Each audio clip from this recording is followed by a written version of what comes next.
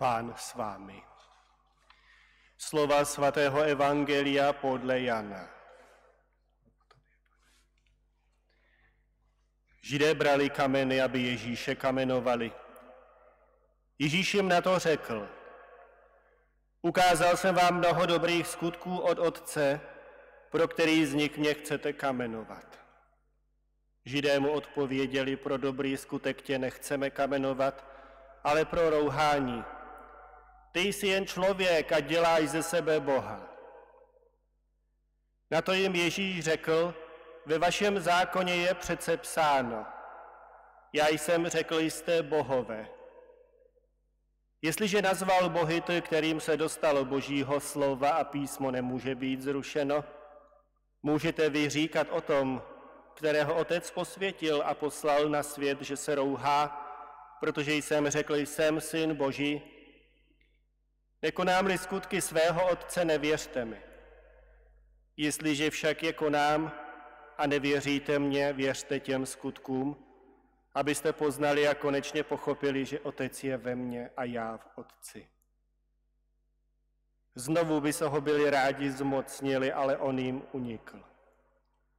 Zase odešel za Jordán na to místo, kde dříve křtíval Jan, a tam zůstal. Přišlo k němu mnoho lidí. Říkali: Jan sice neudělal žádné znamení, ale všechno, co Jan řekl o něm, bylo pravda. A mnoho jich tam v něho uvěřilo. Slyšeli jsme slovo Boží.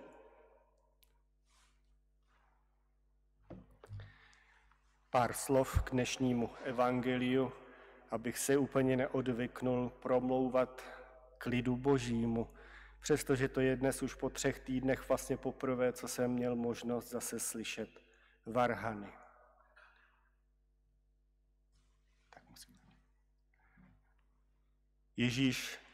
Ježíše vyznávají jako pána, protože jsou si vědomi, že co řekl Jan, byla pravda. Jan je v tomto směru úžasný, že nemusí dělat žádné zázraky, není to kouzelník, ale je člověk, který žije ryzím způsobem, hlásá pokání a ukazuje na toho, který přichází po něm, a Ježíš přichází. Jeho jednání je ještě více průzračné než Janovo. Možná o to více pak dotýká toho nepochopení, protože je v mnohém jiný než my. Ale ukazuje nám ten svět, který má přijít, protože my patříme tomuto světu. A to, že se od něho odlišujeme, není věc boží, ale lidská. Nemáme se tedy přizpůsobovat světu, ale přizpůsobovat se Bohu. Vrůstat do tajemství, která jsou větší než všechny lidské strachy, než lidský svět a jeho omezení. Bůh nás povolal k většímu světu a nikdy na to nesmíme zapomenout. Amen.